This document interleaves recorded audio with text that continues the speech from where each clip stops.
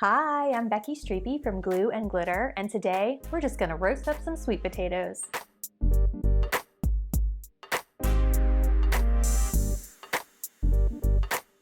Y'all, roasted sweet potatoes are so versatile. They're a wonderful side dish. They're great on salad. You can stuff them into tacos or wraps. I'm keeping the seasoning on these very, very simple so that you can spice them up to go with whatever dish you're going to serve them with or on. Let's cook. You can peel your sweet potatoes or not. As you can see in the video, I'm not peeling mine. I really like the extra texture that the peel adds, but if you prefer them without the peels, feel free to go for it.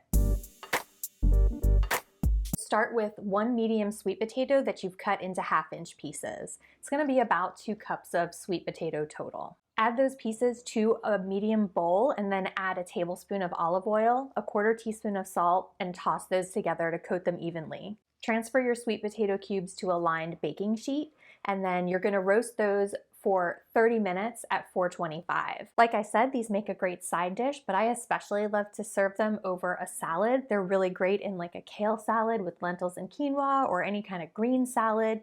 Pretty much any salad that could use like a little bit of extra coziness, roasted sweet potatoes are a great addition. I hope that this video has answered all of your questions about how to roast sweet potatoes. If you have any questions that I didn't address in the video, feel free to drop a comment below. I'm always happy to help. And don't forget to rate and subscribe.